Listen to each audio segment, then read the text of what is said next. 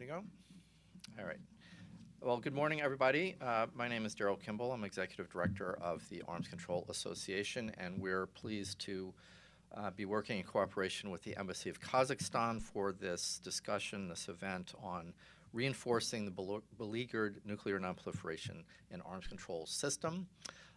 We're going to have a few introductory remarks from the DCM at the Embassy of Kazakhstan, Mr. Ron Thulun, and then we're going to go into our discussion with our three expert panelists who I'll introduce in a few minutes. Thomas Countryman, Chair of the Board of the Arms Control Association, Ambassador Elayne White, who was the president of the negotiating conference for the Treaty on the Prohibition of Nuclear Weapons, and Nomsa Ndongwe, who's a research fellow at the James Martin Center for Nonproliferation Studies. But first, we're going to hear from our colleagues at the Embassy of Kazakhstan, who we've been happy to cooperate with in pulling together this event, as well as many other events, and we very much appreciate Kazakhstan's leadership on nuclear nonproliferation, arms control, and disarmament issues. Please join me here at the podium. Thank you. Good morning. Let me deliver remarks on behalf of the ambassador. Dear friends, distinguished panelists and participants.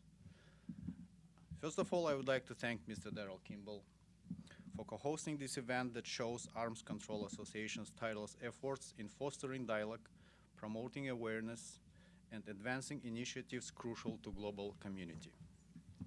The world today is facing geopolitical turmoil accompanied by protectionism, weakening of international rules and principles. Among these numerous challenges, a new nuclear arms race unquestionably stands out as having the greatest potential for catastrophe. We are witnessing the deterioration of the current global arms control architecture, marked by stalemate in the strategic stability dialogue, the suspension of START, and deviations from international agreements. The stakes are too high, and the urgency to prevent nuclear risks cannot be overstated. Therefore, it's imperative that mutual trust and cooperation between the nuclear-armed powers, as well as the implementation and full observance of arms control treaties, remains at the top of the international agenda. At the 78th sessions of the UN General Assembly, President Tokayev proposed a new initiative entitled World Unity for Just Peace and Harmony. Central to this initiative is a formula of equal dialogue based on UN Charter and international law. And just a couple weeks ago, Murat Nurtleo, Minister of Foreign Affairs of Kazakhstan, during the second meeting of state parties of the Treaty on the Prohibition of Nuclear Weapons, called upon all nations to join this endeavor, emphasizing that together we can open a chapter of stability and prosperity for the benefit of peoples worldwide. Given our nuclear past, Kazakhstan continues with its legacy as a staunch advocate of non-proliferation and disarmament. We took the bold step of renouncing fourth largest nuclear arsenal, and as a non-nuclear weapon state, we joined the Treaty on the Non-Proliferation of Nuclear Weapons. From its inception, Kazakhstan has been a strong supporter of the TPNW. Our commitments align with the principles enshrined in the treaty.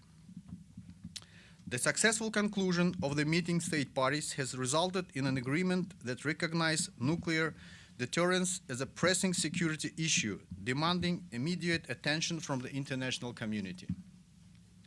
The consensus underscored the need for the further research on the impacts of nuclear weapons and emphasized the required attention to address the harms caused by use and testing of nuclear weapons. Members adopted a package of decisions and political declaration, which is known as Commitment to Upholding the Prohibition of Nuclear Weapons and Averting the Catastrophic Consequences. The declaration outlines a number of reasons why elimination of nuclear weapons is an existential imperative for humanity. It also highlights the progress achieved and underscores the essential steps that still lie ahead.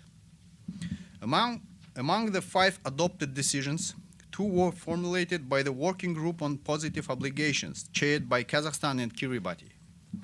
These decisions endorsed the reporting format and outlined objectives to establish the International Trust Fund for the support of victims of nuclear tests and environmental restoration.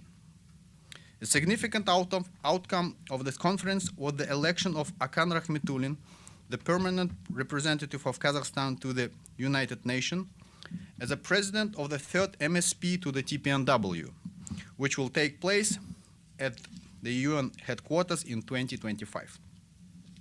Kazakhstan's presidency will focus on the following key priorities. First, to enable assistance and remediation to people and territories affected by nuclear testing, Kazakhstan calls for establishment of the International Trust Fund. We co-authored a resolution in the UNGA First Committee entitled Addressing the Legacy of Nuclear Weapons. Second, further universalization of the treaty can be accomplished through the closer cooperation with the key states.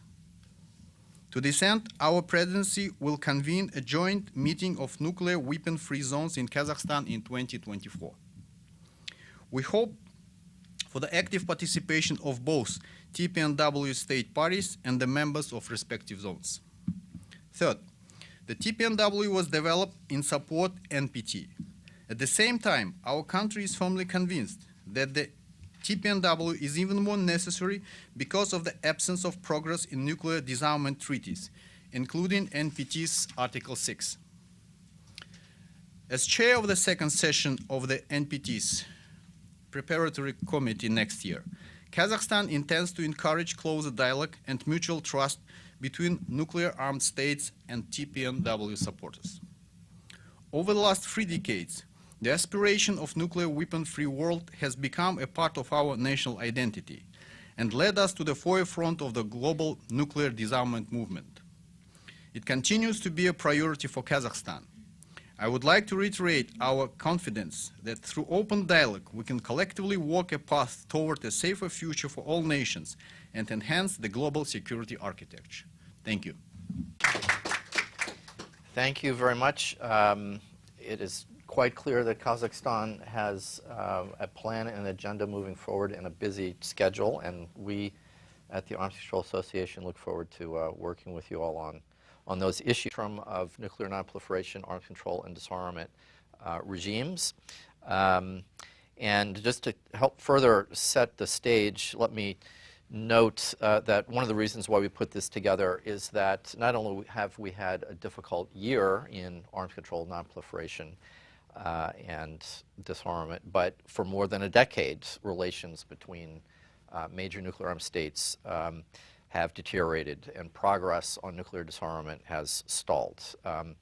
As we just heard, the last remaining U.S.-Russian nuclear arms control agreement is going to be expiring in less than 790 days. The new Strategic Arms Reduction Treaty, the Intermediate Nuclear Forces Treaty, is no longer with us. Of course, the 1972 Anti-Ballistic Missile Treaty is history.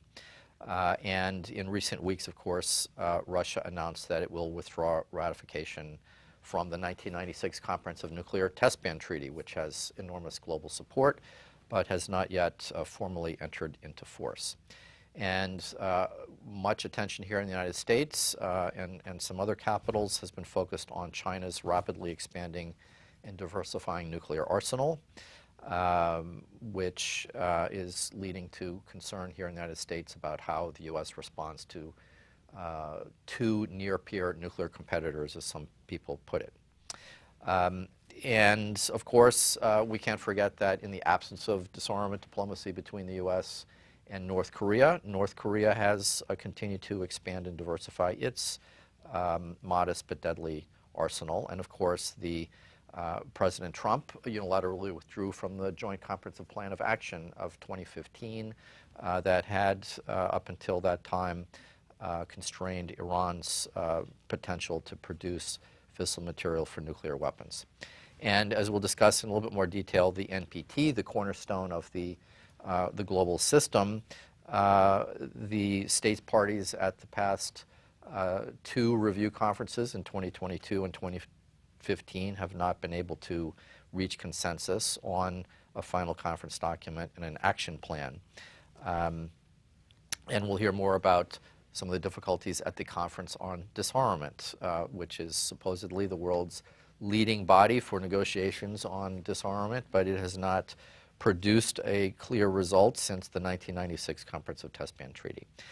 We just heard about the TPNW, one of the success stories of the last decade, but again, the TPNW itself has not yet catalyzed action by the nuclear armed states towards the further negotiation of arrangements and agreements to further reduce and eventually eliminate their nuclear weapons. So that's just a sketch of the landscape. Each of our panelists here are going to get into a little bit more detail about their perspectives on the nature of the problems we face, why these problems have emerged, and hopefully we'll offer some ideas about how states in the nuclear weapons world as well as the non-nuclear weapons world can work more effectively together to jumpstart progress. And first we're going to hear from my friend Tom Countryman, who's been the chair of the Arms Control Association for the last several years. Before that, he was for 35 years a member of the U.S. Foreign Service, and until January 2017 was the acting Undersecretary of State for Arms Control, International Security, and he previously served as Assistant Secretary of State for International Security and Nonproliferation. So Tom, it's great to have you with us. After Tom speaks, we're going to hear from Ambassador Elayne White, who's currently a professor of practice at Johns Hopkins University of School of Advanced International Studies, the new owner of the beautiful building on Pennsylvania Avenue. If you haven't been there, it's quite nice. She's an experienced diplomat with over 25 years of experience in various areas representing Costa Rica, with a focus on filling the gaps in the international system, particularly in the areas of security, human rights, and global health. And of course, in this context, she's most famous for her role as the president of the successful negotiation in 2017 of the TPNW. And last but not least, Nomsa Ndongwe is a research fellow on nonproliferation disarmament issues at the James Martin Center for Nonproliferation Studies. She was also the co-founder of the West Coast chapter of the Women of Color Advancing Peace and Security organization. She's served as a diplomat with the Zimbabwe Permanent Mission to the international organizations in Geneva, focusing on disarmament issues. So we've got a great set of panelists, and first we're going to hear from Tom, then we're going to hear from Elayne, and then Nomsa, and then I'll pitch a few questions, and then we'll take some questions from our online audience and from you all here in the room here at the National Press Club. So, Tom, over to you, please. Thanks very much, Daryl. And let me thank the Embassy of Kazakhstan for hosting this, for allowing me to be on a panel with genuine experts, and thank the Republic of Kazakhstan for a continued international leadership role in non-proliferation and disarmament. I would start by talking about a comparison of nuclear weapons with the other great existential crisis that draws attention, and that is climate change. Climate change is happening. Its results are more predictable, and we should be alarmed about it. But even the worst climate change, as disastrous as it will be for billions of people, will not mean the end of the human species on Earth. Whereas a thermonuclear war could mean the extinction of the human species. Nuclear war is climate change at supersonic speed, and I like to remind every audience of that fact to keep the focus on. And this is not new knowledge. This is not something we've only realized with the wealth of research on humanitarian and environmental impacts that has been undertaken in the last few years. Rather, at least the United States and the Soviet Union, now the Russian Federation, have realized this since 1962, when we came that close to a thermonuclear war. The result of that realization led both states to engage in an active dialogue for about 50 years about how to avoid that worst consequence. And the results are impressive, if far from fully satisfactory. From the height of the Cold War, both Washington and Moscow have reduced their nuclear warhead arsenals by about 85%. That is less than what the drafters of the Nonproliferation Treaty envisaged in 1969 and 1970 when the treaty came into effect. But it still is remarkable progress from a period of very high tension. And at the same time they were doing this, the two parties built an entire ecosystem, a living web of agreements, not just treaties, but a series of understandings, of written documents that fall short of treaties, that serve to reduce the possibility that an inadvertent clash would lead to an all-out nuclear war. And in this sense also, they were successful. Despite that success, today we're at a point where the risk of nuclear war has never been high, but it has never been zero at the same time.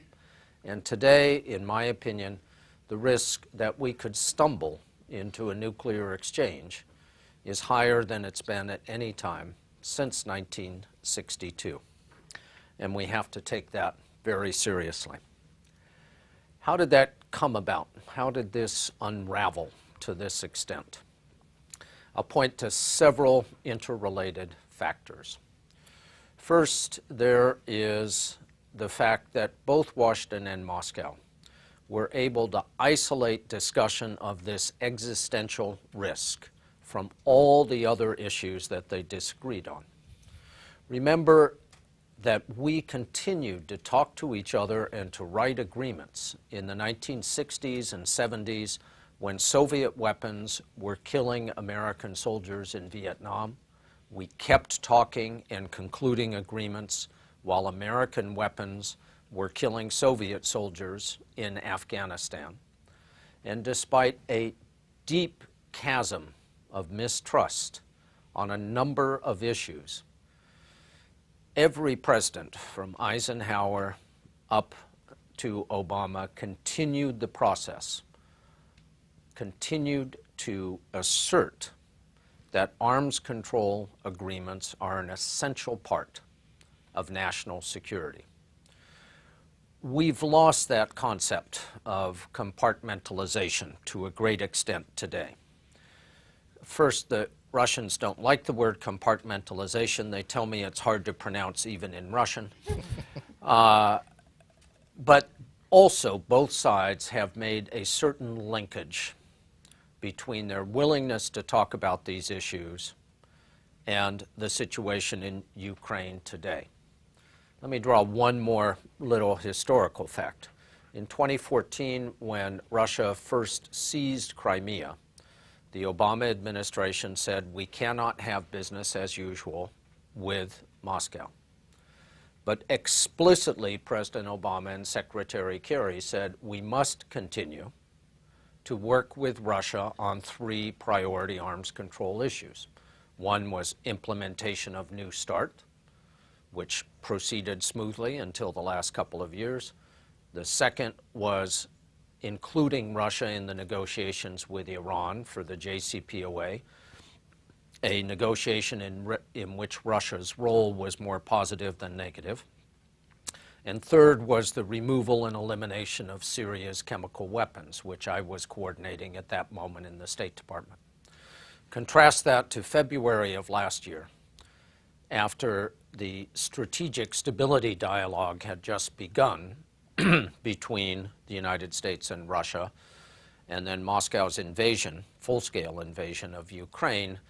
the U.S. said we can't continue the strategic stability dialogue. And then several months later, Moscow reflected that position, saying we can't have talks about nuclear weapons when the U.S. is so hostile towards the Russian Federation. And it proves the old adage that Washington and Moscow frequently have the same position on arms control issues, but never at the same time. This is one factor, the unwillingness of the two sides to de-link their biggest arguments from the need to continue to talk about arms control. But there are also issues internal to the arms control ecosystem that have made it difficult to move forward today. It's not the complete story, but Russia is not wrong when it says that the Bush administration's withdrawal from the ABM Treaty in 2002 began that process of unraveling. It broke another link that made arms control agreements possible, the link between offense and defense in thinking about deterrence. That trend was accelerated as Russia cheated on treaties such as Open Skies and INF in ways that were probably Moscow saw as inconsequential, but that were clearly violations of the treaty. And it provoked the Trump administration into withdrawing from these two treaties, INF and Open Skies. And it fed not an avalanche, but an acceleration of distrust and lack of communication between the two sides. For 50 years, from roughly 1962 until 2012 or 2013, Russians and Americans were constantly talking to each other about arms control. If they were not actually negotiating a new agreement, they at least had a shared understanding of what the next set of negotiations needed to be. And we've lost that pretty much since 2013. There's much more to say about the reasons for distrust between Moscow and Washington in the last 10 years. But let me skip ahead to say what we can do about it today. I think that the Biden administration has said the correct thing. At our meeting, annual meeting of the Arms Control Association on June 2nd, the National Security Advisor, Jake Sullivan, stood up and said, we are ready to talk to Russia without preconditions on how to prevent a nuclear arms race after the New START expires in 2026, and how to prevent accidental escalation in the immediate crisis situation. It was the right thing to say. It was a reversal of this no business as usual, even on arms control. It was a return to the formula that has served us well since 1962. You talk even when you disagree about everything else in the world. You talk about nuclear weapons. Without preconditions was an exceedingly important statement. It took my old friends at the State Department several months to define what no preconditions means. I thought it was fairly plain English. Finally, there has been a proposal, as I understand it, communicated to Moscow that says, let's begin this discussion. In order for it to succeed, I think there's a couple of things that need to be done, some of which won't necessarily be comfortable for us in this room. First one being, it shouldn't be public. There does not need to be a giant meeting in Helsinki or Geneva with 100 journalists outside ready to ask the two sides to make provocative statements about each other. It doesn't help. Secondly, it doesn't need to be a negotiation. Doesn't need to be a dialogue, doesn't need to be a colloquy. It can just be a conversation. It's important that both sides have the opportunity to put out their priorities in a less formal way than necessary.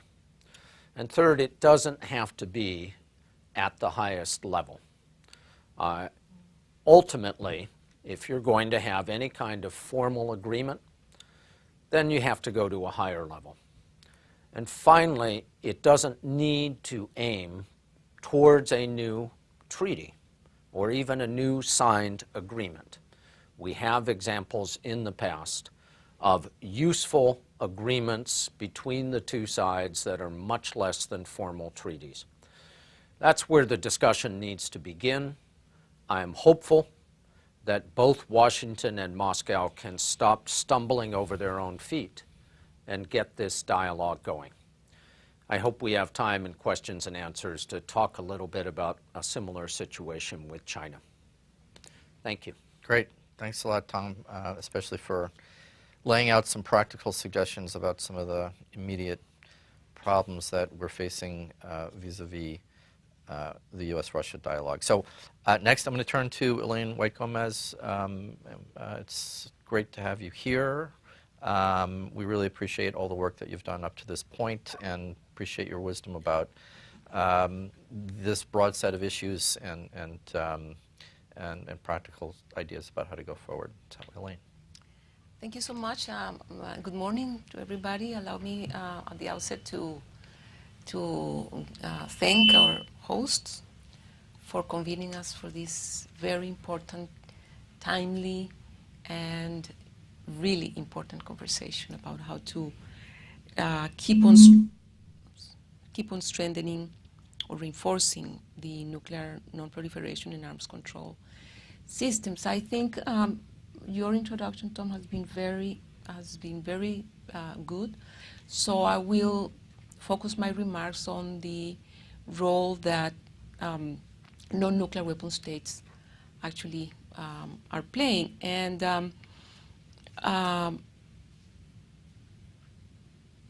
this is fundamental because most of the times we focus our analysis on the doctrines, the policies, and the actions of major powers, which is obvious because of their military strength and the size of the nuclear arsenals. But we believe that in the governance of weapons of mass destruction overall, the system is also shaped by all actors, both state and non-state, regardless of the size. And each type of actor contributes to its strengthening and the management of tension and conflict in the international arena. I contend that non-nuclear weapon states have made and continue to make pivotal contributions to non-proliferation, arms control, and disarmament in fundamentally two dimensions. The first one is the dimension of compliance.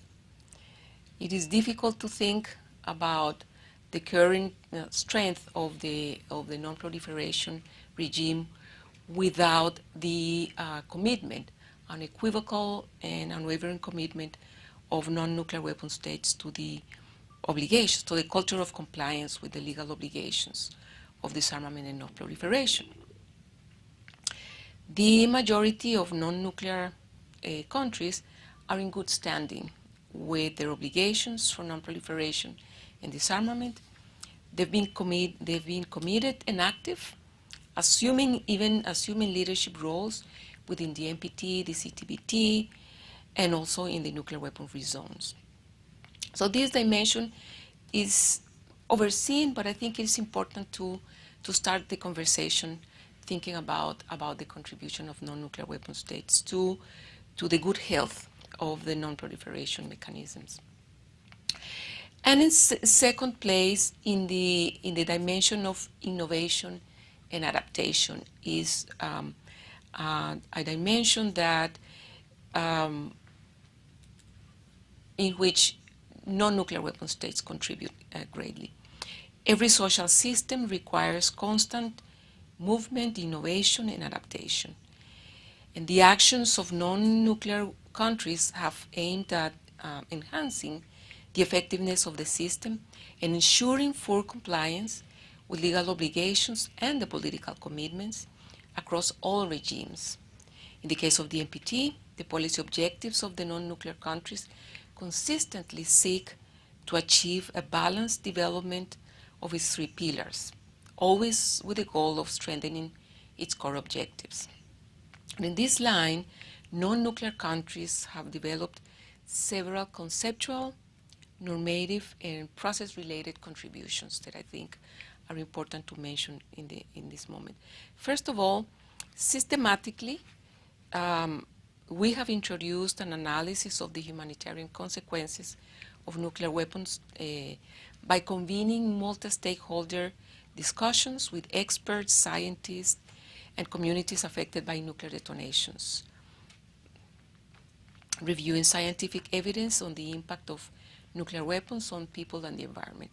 But I would like to highlight a little bit more on this aspect because we have heard the warnings of security experts that the probability of a new use of nuclear weapons has increased exponentially in the last years, whether by miscalculation, misperception, or by intentional, rational, I don't know if rational, but intentional decision. However, this discussion about the humanitarian consequences was not taking place anywhere. So what will we do if there is a new nuclear explosion today or tomorrow? What will be the effects? How should we face them? What should citizens know about this? While the discussion may not provide pleasant information, it is impossible to discuss the issue of global security without a clear and serious consideration of the real consequences that a new explosion would have on people's lives, on humanity, and on the planet. This is a fundamental discussion that is based on science, as is the case with most public policy issues today. In second place, there is the contribution of the non-nuclear weapon states in the normative dimension. Non-nuclear countries took a step forward with the negotiation of the Treaty on the Prohibition of Nuclear Weapons. The negotiation mandate had three central pillars. First, to negotiate a treaty that specifically focused on the prohibition, with a bridge towards nuclear disarmament. Second pillar of the negotiation was for the treaty to complement and reinforce the current architecture of non-proliferation and disarmament, and also to negotiate swiftly so as to take advantage of a historic window of opportunity. The treaty is a measure contemplated of the kind contemplated by Article 6 of the NPT and seeks to complement and strengthen the existing architecture. Basically, the treaty acknowledges at the outset in the preamble the treaty, the NPT, the CTBT, and the nuclear weapon-free zone treaties, and the parts from the reaffirmation of the role of the NPT as the cornerstone of the nuclear disarmament and non-proliferation. But by the prohibition to develop, test, produce, manufacture, otherwise acquire, possess, or stockpile nuclear weapons, or the prohibition to transfer, to allow nuclear weapons to be stationed, installed, or deployed in the territory or in any place under their jurisdiction or control, the treaty's provision in reality reinforces the norms of non-proliferation, the prohibition of nuclear testing, and overall the security paradigms that were included in the CTBT and the nuclear weapon-free zone treaties, and also all the provisions of the NPT. So once the treaty entered into force, and 2 consecutive meetings of state parties have been especially successful in, first of all, in the establishment of the regime, also in the establishment of a scientific advisory group, a plan of action, 2 consecutive political declarations that, among others, have included the strongest language agreed at the international level by any forum on the rejection of the threat of use of nuclear weapons. Also, the treaty has made progress in victim assistance and environmental remediation, gender and universalization, and a specific working group on complementarity. But also, based on the treaty provisions and the political declaration, the treaty has had impact in the normative field. And let me cite two examples. The growing implicit recognition that the use or threat of use by Indonesia, a signatory of the treaty and soon a state party, but also the TPNW's political declaration provided the basis for that language. In addition, the General Assembly of the United Nations this past October adopted a resolution on addressing the legacy of nuclear weapons, providing victim assistance and environmental remediation to member states affected by the use or testing of nuclear weapons, with a positive vote of 171 states. That, I think, is also a very important follow-up of the normative impact. But also, to conclude, in terms of procedural innovation, I think that the treaty and the non-nuclear countries have truly introduced very significant innovations in the design and in the conduct of their work in the TPNW. And from the very moment of the negotiation, practices were established that have been consistently followed and are considered best practices, even they're being taken into consideration by experts within the discussion of the NPT working group on further strengthening the review process of the treaty. Let me cite just 2 examples. The participation of civil society in the debate, that separate from the formal debates. The creation of a scientific advisory group that presents independent and consolidates independent information about the state of affairs of nuclear weapons, with recommendations for member states. This is very significant in the search for options and proposals to reflect upon how delegations participating in these regimes can assess progress on treaty provisions, political declarations, and draw conclusions, especially in the absence of numeric targets and timelines. Deep discussion of topics in interactive debates between experts and delegates really has helped to generate a vibrant atmosphere that promotes better collective learning and problem solving.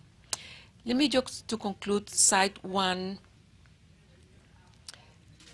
statement, paragraph that has been adopted recently by the second meeting of state parties in New York a couple of weeks ago. I open quote, "The continued existence of nuclear weapons and lack of meaningful progress on disarmament undermine the security of all states, aggravate international tensions, heighten the risk of nuclear catastrophe, and pose an existential threat to humanity as a whole. The only guarantee against the use of nuclear weapons is their complete elimination and the legally binding assurance that they will never be developed again." It is true that the frustration of non-nuclear countries due to the lack of progress in implementing Article 6 of the NPT has been frequently cited as the main reason behind the development of the TPNW as a measure to exert pressure on nuclear armed states. However, in reality, this statement that I just read encapsulates a policy framework of non-nuclear countries that has been continuous, consistent, and historic. This historic policy stand has led these countries to support the first UN resolution on nuclear disarmament, the statement from the 1955 Bandung Conference that established the non-aligned movement, rejecting the nuclear order, but various special sessions of the General Assembly regarding nuclear disarmament, and the nuclear weapon-free zones since the early 60s. Right now, an important emphasis in the global discussion will be placed on the security of non-nuclear countries, which have for decades demanded negative security assurances. In light of recent threats of the use of nuclear weapons against non-nuclear countries to attempt to curtail the right to self-defense, we are aware that there will be a more assertive formulation regarding the security needs of these nations. In summary, the past decade has witnessed non-nuclear countries taking notable actions with the adoption and entry into force of the TPNW. Indeed, the contribution of these nations has been historic and resolute. The commitment is evident in numerous significant milestones throughout history. Furthermore, in recent years, their contribution extends beyond their normative, procedural, and political realms. Non-nuclear countries have actively assumed a greater role and leadership position in the global agenda setting on nuclear weapons. They reassert their unequivocal commitment to non-proliferation and arms control, while insisting on the fulfillment of the promises yet to be realized in the realm of nuclear disarmament. Thank you, and I will hope to engage more in the conversation. Thank you, Elayne. I hear a theme developing here. Tom talking about the need to maintain an old dialogue with old adversaries. Elayne talking about the need to innovate and to find new ways to pursue these issues that have been around for a long time. Nomsa, you've been a practitioner in other contexts. Please share with us your perspectives on what some of the underlying problems are in some of these contexts and some ways forward, please. Thank you, Daryl. Thank you, Tom. It's so hard not to say Ambassador Countryman, but I'm like, oh, it's fine. I don't live that life anymore. Thank you, Tom. Thank you, Elayne, for sharing this panel with me, and thank you to the Kazakhstan Embassy for having us here and starting this conversation, and everyone in the room and watching online. So my two key points are, first of all, nuclear nonproliferation and disarmament are issues that cannot be effectively addressed without using the United Nations as a forum for discussion and mediation, because that is the only place where everyone can participate in the conversation. A perfect example would be myself. I am from a non-nuclear weapon state in Southern Africa. I would not have had any visibility into like the American thinking or Russian thinking on preventing an arms race in outer space or anything along those lines if I had not been serving in Geneva at the United Nations, where there is an actual single multilateral negotiating forum, aka the Conference on Disarmament, that is designed to have those conversations and expose member states to that conversation. And Daryl, earlier on, you said something, you made a comment about we were going to hear perspectives of people who are living in a nuclear weapons world and a non-nuclear weapons world, and I think we're all living in one. We don't actually get to opt out because certain countries have decided not to pursue or have decided, to sign on to the NPT and therefore not pursue. So I think it's always important to remember that even if it feels like these are the two people who should be leading the conversation, and when I say people, I mean two states, which are the ones that have 89% Federation of American Scientists, was it 89%? Russia and the United States of the world's nuclear arsenals. The point that it affects us all, which Tom, highlighted when he talked about climate change on steroids, I think is a very good reason why the argument for multilateralism, the argument for a forum like the United Nations, which in my opinion was an incredibly forward-thinking organization that we would not have been able to set up today. So the next point I would also make is that I think the entire field needs a revamp. because it is not doing what it needs to do, and it should borrow examples from some of the collective action and processes that are being taken in other areas. So I will elaborate on those 2 points in my remarks. Okay, so when it comes to the United Nations, we know that it is designed to have a place where common solutions for problems of the commons can be achieved or even just discussed, right? So I think sometimes there is this tendency for people to expect the United Nations to be like an enforcer, and it's like, no, it's actually there for people to be able to bring their grievances to hopefully avoid something like what happened in 1938 in Europe, which then led to World War II. And I think it behooves us to remember that that is what the point of a multilateral negotiating forum is.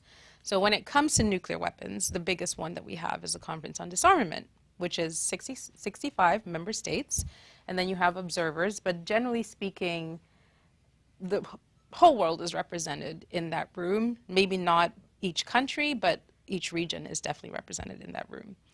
And the Conference on Disarmament, in its heyday, was able to, give us the Biological Weapons Convention, which was basically banning biological and toxin weapons as a weapons of mass destruction. It gave us the Chemical Weapons Convention. It gave us the Seabed Treaty. It gave us, the Comprehensive Test Ban Treaty. Well, it kind of had to be taken out of the CD to be finalized at the General Assembly, but the conversations were happening in that room.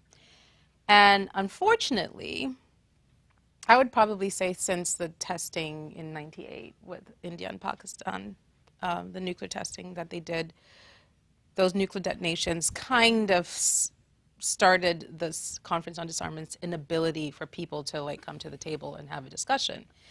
But if we're talking about states with nuclear weapons in an NPT context, we are leaving out India, Pakistan, Israel, potentially, and North Korea. Whereas, guess what? All those countries have membership in the Conference on Disarmament. So it is, I think, still the right place for those conversations at a state, a member state level to happen, for people to say, this is what we think when we think about XYZ, and this is how we can get to the next point in getting rid of our nuclear weapons. However, they have not been able to agree on a program of work in over 20 years. Which means that they cannot agree on how to go about talking about the agenda items, which is, I can read them out to you, actually. It's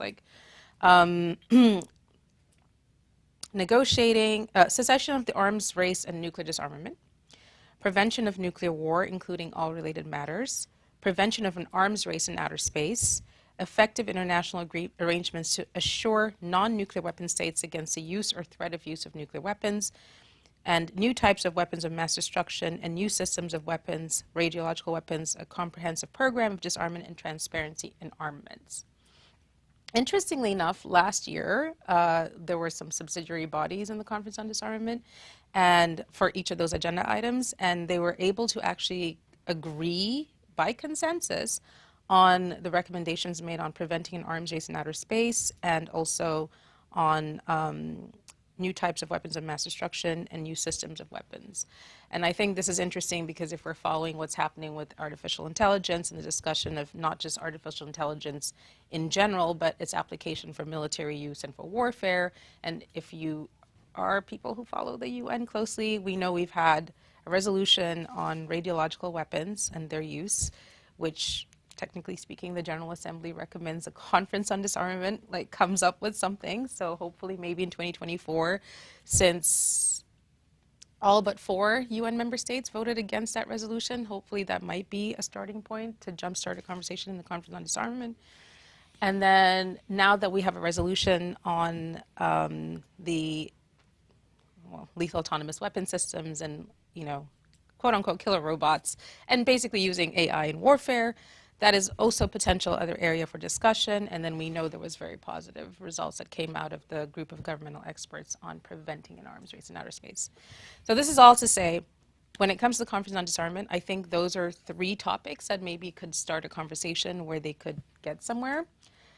It's a tough call because the first country will be India, who will be holding the presidency in January, and that is obviously not going to be the most consensus-building start to the year, but Indonesia comes next, so hopefully they will be able to capitalize on their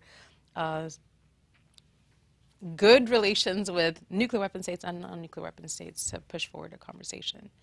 And then I guess the other point I would also make is that it's also a great place for them to discuss a fissile material cutoff treaty.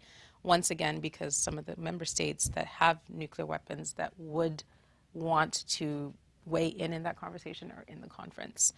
And then when it comes to something that a collective can do as the United Nations, as a multilateral body, I would think convening that fourth special session on disarmament would be very, very key.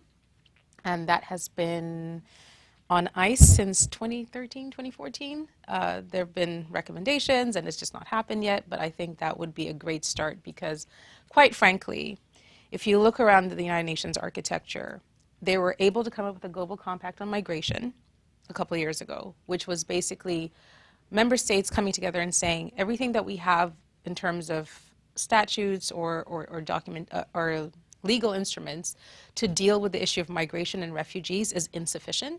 So we're going to come together and come up with something that's sort of like a placeholder. And it was unanimously adopted at the UN in 2016. So something similar needs to happen when it comes to disarmament and non-proliferation, because we're not even in the room. We're not even in the room. It's like the lights are on and no one's home. And we know that there's a Summit of the Future for 2024 that's happening at the UN. And we know that the one area where we have discussion with climate change, we have discussion with artificial intelligence, everything else but nuclear disarmament and non-proliferation, they're not even in the room. So those are my recommendations, and these are my reasons why. Thank you, Daryl. All right. Well, there's a lot on the table for discussion, and I'm just going to ask each of you a couple questions to try to get the conversation started, and then we're going to go to our online audience, and my team is going to be passing me some of the questions that are coming in from online, and then we're happy to take some questions from the audience here in the room. I want to go back to what you were talking about, Tom, the impasse in getting the nuclear arms control discussions started with Russia. And as you know, we often hear the argument that, well, even if this dialogue gets rolling, what's the use of having that conversation when it's difficult to negotiate a nuclear arms control agreement in good times, and these are not good times. And then it has to come back to the capitals, and most people understand how difficult it is to get business done in the U.S. Congress. So, I mean, what reasonably speaking do you think could and should be accomplished given the dangers of an unconstrained arms race that are out there if there are no negotiations? Okay. Well, National Security Advisor Sullivan laid out both an immediate and a longer-term goal, that both of which need to be discussed now.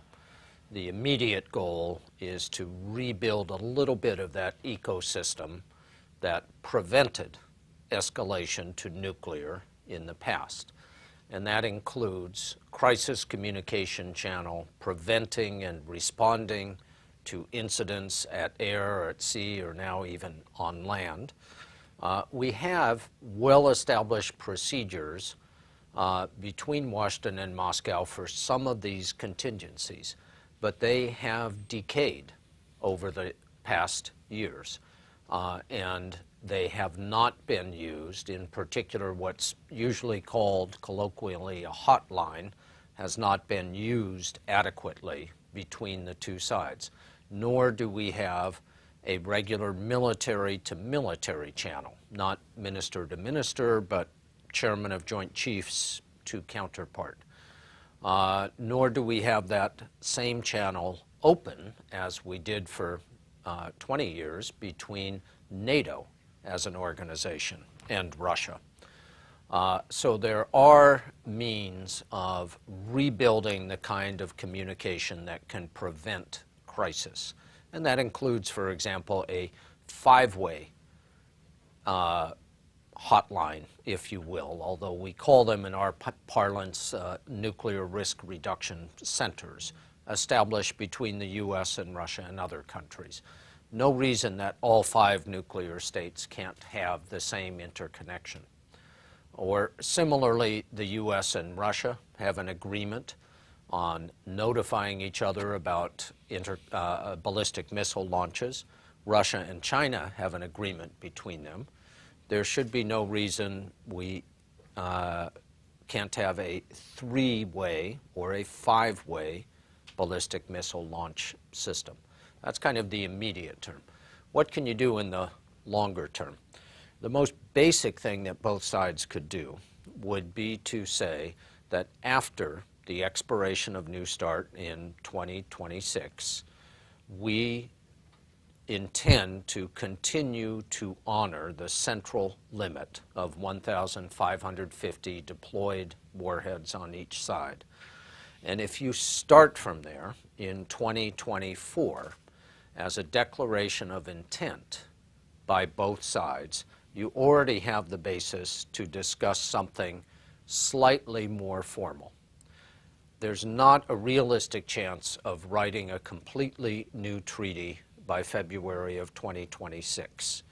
And there is even less chance then that the U.S. Senate would move rapidly to ratify such a treaty. But we do have the precedent from the Reagan administration, going back again to how we used to get things done between Moscow and Washington. Carter administration negotiated a SALT II treaty. Russians promptly invaded Afghanistan, pulled the treaty back from ratification process in the Senate. But when Ronald Reagan became president, after candidate Reagan criticized the treaty, one of the first things they did is both sides agreed we would honor the terms of the treaty even though it's not ratified. We have a precedent for doing smart things. We could do them again. All right. Well, thank you for that. And we'll come back to the question of the dialogue with China in a little bit, and I'm sure that might be on the mind of some of our audience. But Elayne, let me come back to you about a couple of things that you raised. You were talking about the importance of dialogue and involving states in the non-nuclear weapons world. I agree with you, Nomsa. We're all in a nuclear weapons world. There are just some states that are non-nuclear weapons states in this world. But you know, as you know, the nuclear weapon states, including those outside the NPT, have not formally engaged with the TPNW, especially at the meetings of states parties. Some of them have been rather negative in public and in private. What would you say would be some of the best reasons for the United States, some of the allies of the United States, and some of the other nuclear weapon states to attend or engage as observers in the process? And then second related, well, somewhat related question, I mean, what can the TPNW states parties who are concerned about the lack of progress in Article 6 be doing to kind of translate the positive energy that the TPNW process has created to push the nuclear weapon states to engage in this dialogue on disarmament that has not been taking place in recent years? So let me put those two questions to you, and please. I think the non-nuclear states have been contributing a great deal to the dialogue at the NPT. Have been contributing to, especially after the entry into force of the TPNW, because there was all these, there were doubts before the entry into force about the intentions of the in the commitments of the non-nuclear weapon states. But the fact that they have been so committed, not only to continue the culture of compliance, but also they are very committed in contributing to the dialogue in the NPT.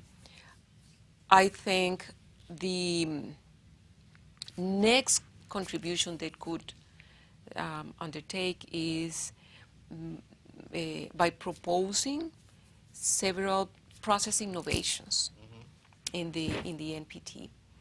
Of course, we know that, as I was exchanging with Tom at the beginning, before we started, we need to work on the relationship between the nuclear weapon states in capitals, and we also need to generate process innovations that give life to the discussions at the NPT, and the way in which the TPNW has been addressing complex technical conversations, I think is a good practice that can be analyzed by the NPT and then the reflection about how to increase its effectiveness and to improve the dialogue that happens there. So in other words, as you were describing the thematic debates that have been introduced into the TPNW meetings, a similar kind of iterative exchange between states parties at the NPT, or is that what you're talking about, or something more? There are several proposals to have, for instance, that's because the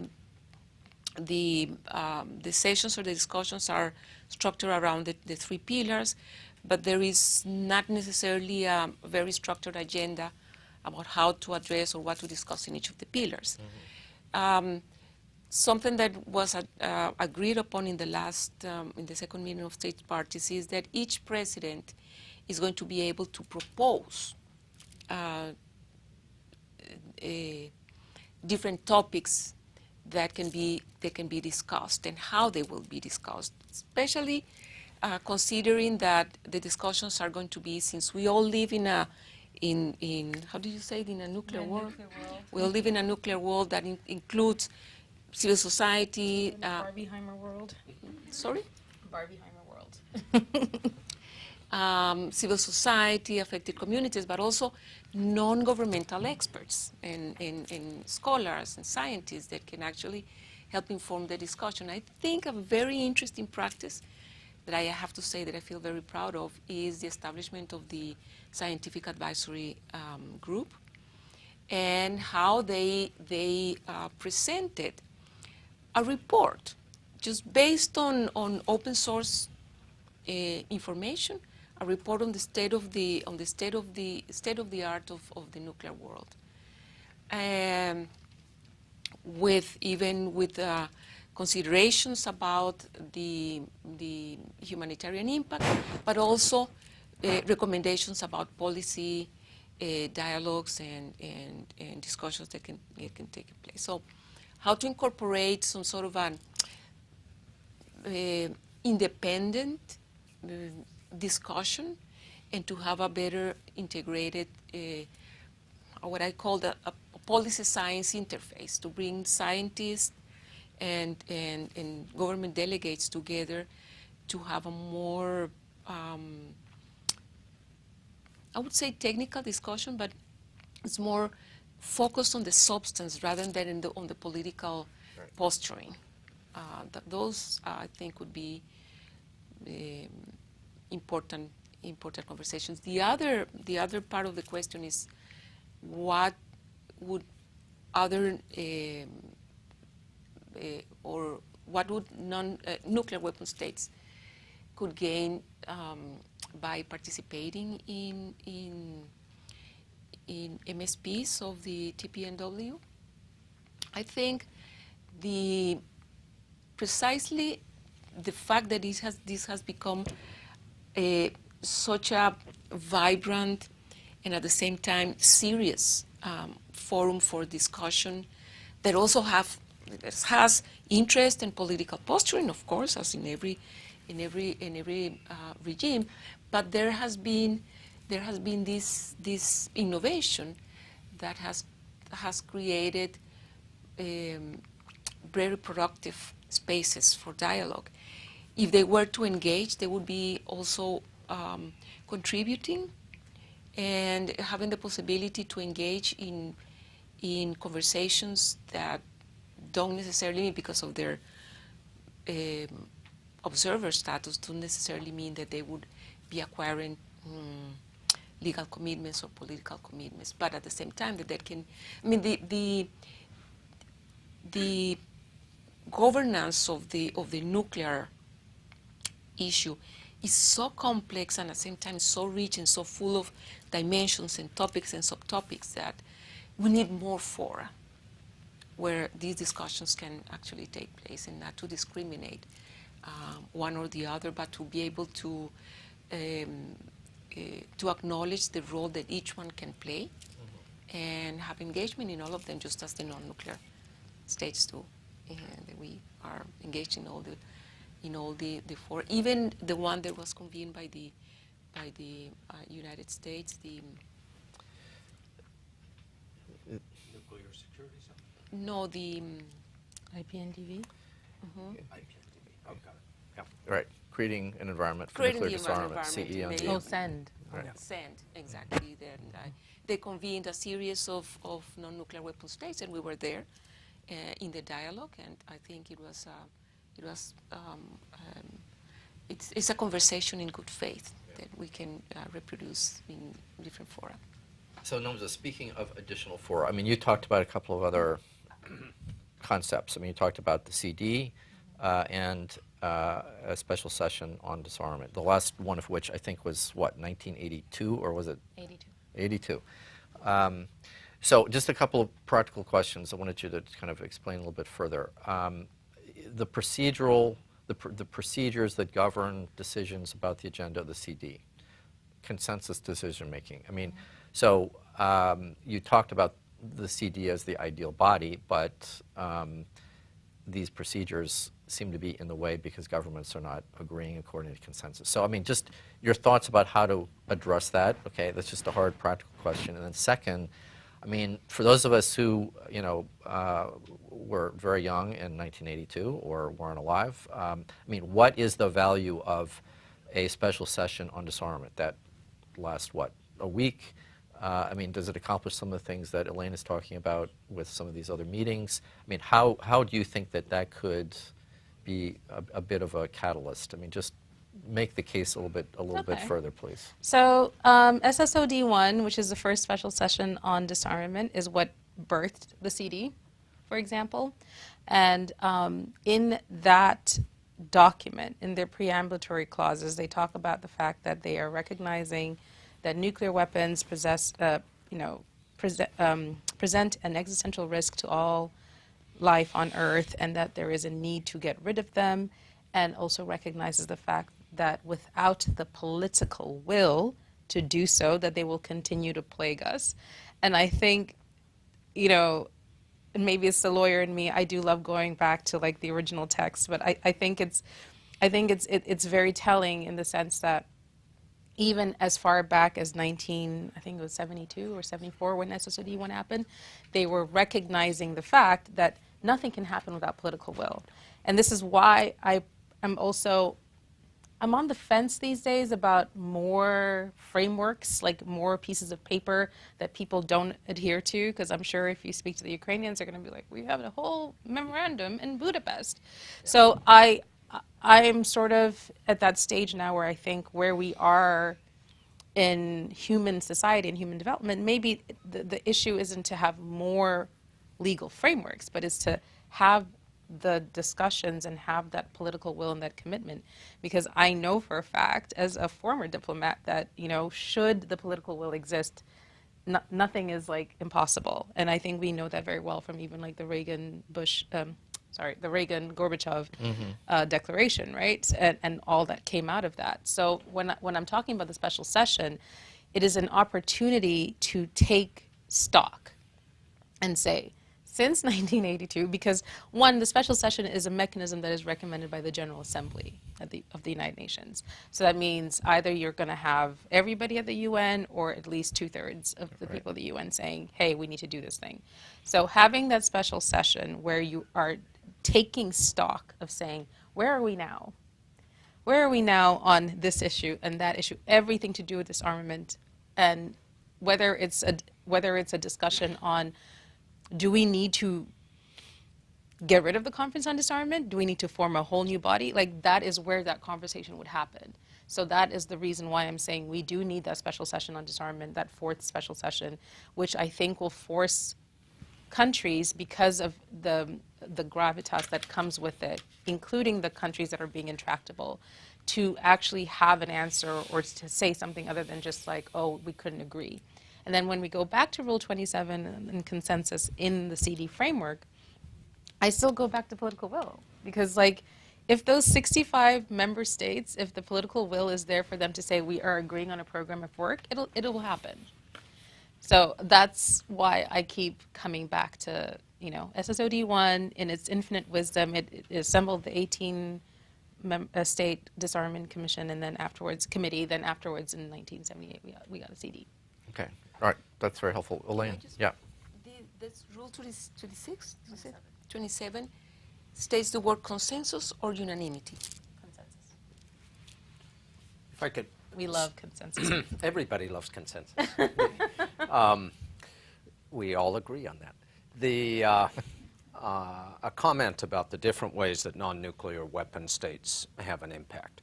The TPNW, the Prohibition Treaty, is important and necessary. Like every multilaterally negotiated treaty, it is imperfect. And it does not have an immediate direct influence on the primary task of getting Washington and Moscow to talk to each other. But it is a necessary ingredient for the world we want to get to. The First Committee and the Conference on Disarmament constantly advance the thinking and the dialogue among states. And what non-nuclear weapon states in those bodies say does have an effect on their counterparts in the nuclear weapon states' foreign ministries. There are times when you want to go outside of the United Nations.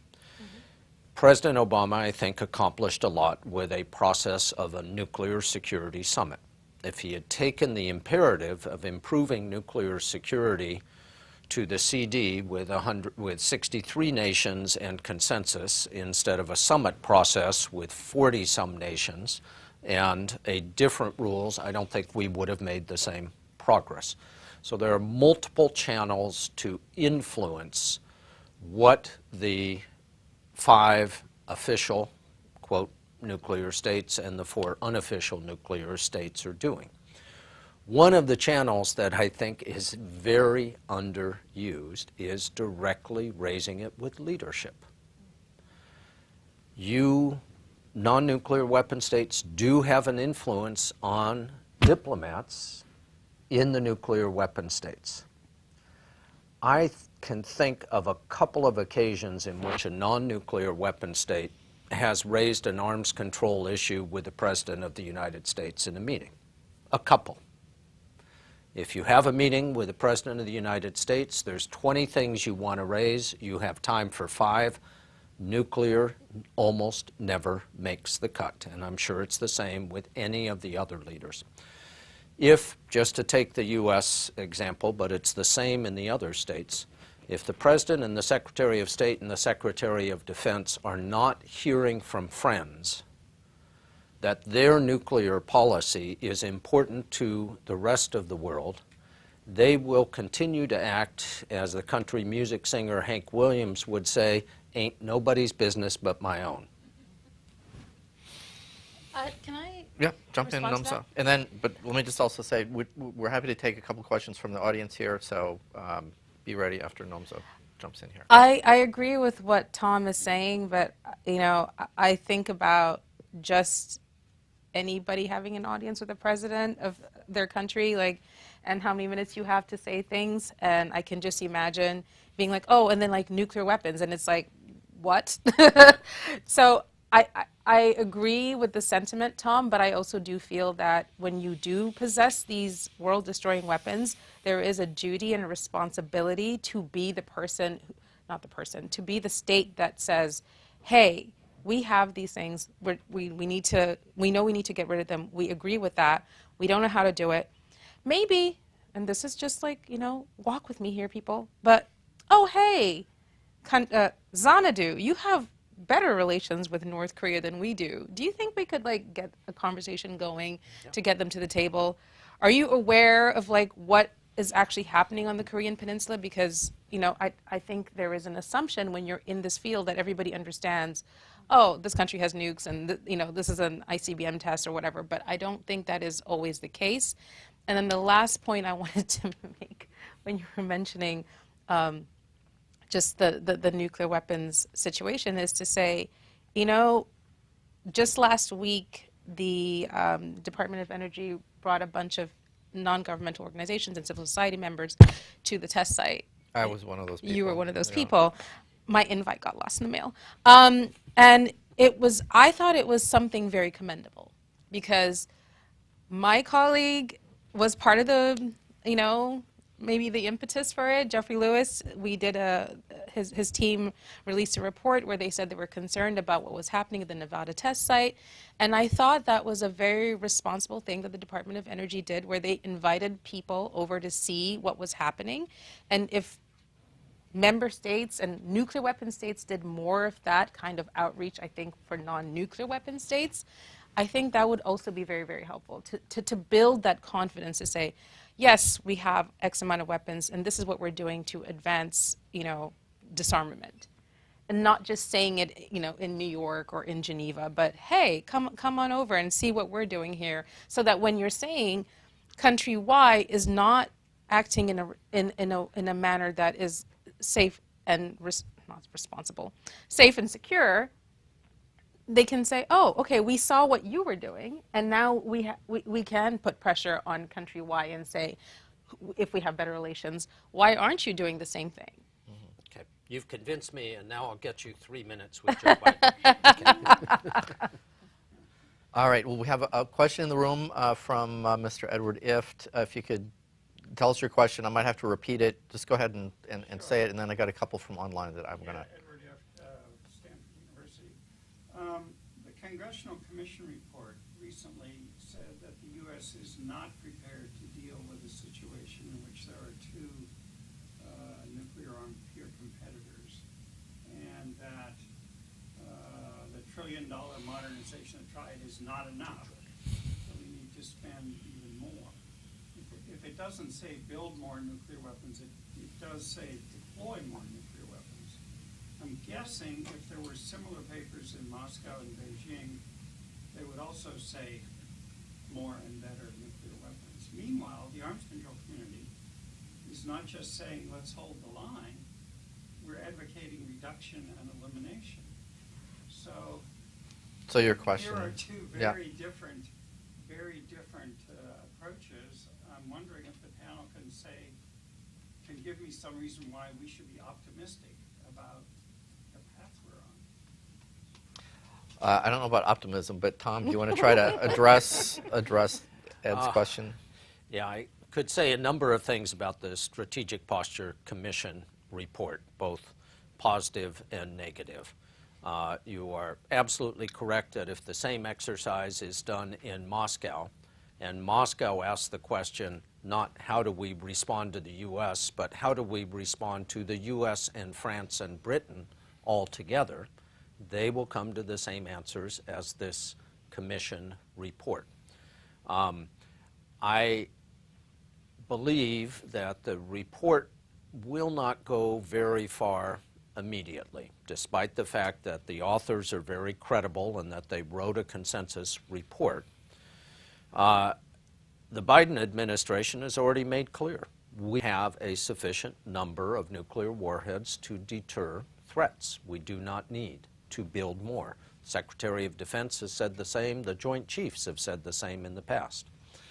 And in particular, I don't think it will move in a three-way arms race would exceed in cost and risk anything that we saw during the Cold War. It would take another hour to say why I'm optimistic this can be avoided. But, well, on that point, let me just add, to Ed If's question about the seemingly different approaches outlined in the Strategic Posture Commission report and the approach that the Arms Control Association and others are advocating with respect to further dialogue on disarmament and arms control. I think what was missing from the report was a more robust discussion of what are the options for the United States on arms control and disarmament. The chapter in there on that is very thin. It's very pessimistic. It's not very creative. They didn't take on. It's an afterthought. They didn't take on the very detailed suggestions that I made when I spoke to the commission in December. Not just my suggestions, but many other suggestions that were packed in there. So what I would just say is that I think most of those commissioners, as well as most of the people who are skeptical about the prospects of bolstering the already expensive and excessive U.S. modernization program, should be able to agree that the answer to this, to avoiding such expenditures and a three-way arms race, is to redouble our efforts to engage with Russia and with China on nuclear arms control. I mean, that has been the formula for decades. It has had mixed success, but it has been an important break on arms competition. Speaking of which, one of the questions we have from the online audience, and I think this might be the second to last question that we address here as a panel, and this might go to Tom first, but Nomsa or Elayne, you might want to address this too. The question is, how does Russia, given where Vladimir Putin is, making his war in Ukraine the number one, number two, number three foreign policy priority for Russia, find a path to return to dialogue on nuclear arms reductions with the United States? Yeah, short answer is I don't know. In Russia, the president, the foreign minister, and the defense minister are the same guy. And how to persuade him individually that he ought to take up this opportunity, I think will be very difficult, particularly if he perceives that his nuclear threats, whether overt or subtle, have created a situation in which the U.S. is demanding that we get back to the table, and in which he has scared Europeans and some Americans enough that support for Ukraine is declining. He may well see an incentive to avoid talking, continue making various kinds of threats, taking steps that I didn't know you could do as a diplomat, like unratifying a treaty. He may think he's winning at this moment. Not to get into a whole nother discussion, but this is why I think it's important for the U.S. Congress to support Ukraine more fully, to disabuse Mr. Putin of the notion that this is working for him. All right. Let me just ask each of you for your last, hopefully optimistic thoughts about what we can do over the next 1 to 2 years to move forwards with the effort that we all understand is crucial for global security on nonproliferation and disarmament. Elayne, let me start with you, and then Nomsa, and then Tom. I think we need to have a global conversation. We have different regimes with different membership, and one of the venues could be another session on disarmament, but we do need to have a global conversation with a setting of global goals and objectives. That is one. The other one is that we have to think. Let me just share this thought with you as well. That when we think about great power competition, and we only see this or analyze the great power competition in terms of security and military competition, I will have to go, and I go to what I have witnessed in my lifetime. In my lifetime, all the great transformations that I've seen in the world have not implied, obviously, nuclear weapons, and have not implied military force. Either the fall of the Berlin Wall, the end of the Cold War, the disintegration of the Soviet Union, the end of military rule in Latin America, the end of apartheid in South Africa, and so on and so forth. We can think about many other real transformations that we've seen in our lifetime, and they have not been brought about by military competition. So I think we should also have to put into perspective how we assess this moment of great power competition and system transition, and to have a more comprehensive perspective of what it is that brings new equilibrium to the system, other than military arms race or focusing too much on the military competition. All right, that's a good thought. Nomsa. I mean, I think common solutions for problems of the commons. We are in a situation right now where I think I remember reading about folks firing missiles into satellites in space or something. You know, like, I thought preventing an arms race in outer space was like an easy lift, but now it's starting to look a little bit less easy. We are on the cusp of this incredible revolution by artificial intelligence. Yes, it's been around since the computer, but not at the rate and speed that we're seeing now. And I think every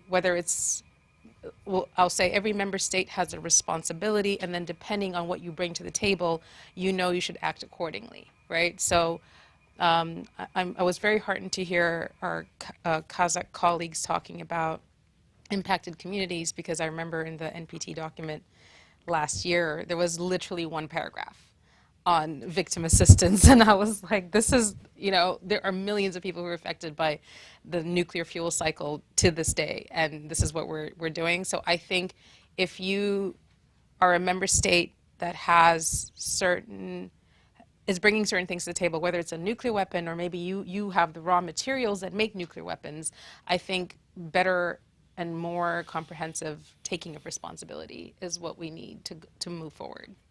And I would like to see that more. Thanks. Tom? It's hard to be optimistic in the immediate term, but I draw optimism from history, both long-term and medium-term. In the long term, the revolution in communications in this century means we are all instantly aware of horrible things happening in the world. And few people realize that, in fact, today human beings are better educated, healthier, less likely to live in poverty, and less likely to die violently than at any point in human history. There is a positive trend in long-term human history, and it includes not enough examples of global solutions, but some amazing examples of solving national and regional problems with both technological and intellectual innovation. In the medium term, I look back to 1962 and the closest we've come to a nuclear exchange, and recognize that immediately after that crisis, we began this process with small steps, but with direct dialogue, of making progress towards a world without nuclear weapons. We did it once, we can do it again. All right, that's a good note to end on. On behalf of the Arms Control Association, the Embassy of Kazakhstan, our partners, thanks everyone for being here. I hope this discussion was thought-provoking, a bit optimistic. We have a lot of work ahead of us. There are a lot of ideas to digest here. Thank you to each of our panelists. Thank you to the Embassy of Kazakhstan once again. And have a good day. We're adjourned. Let me just note that this session will be online at the Arms Control Association's website, armscontrol.org, in a few days. Thanks.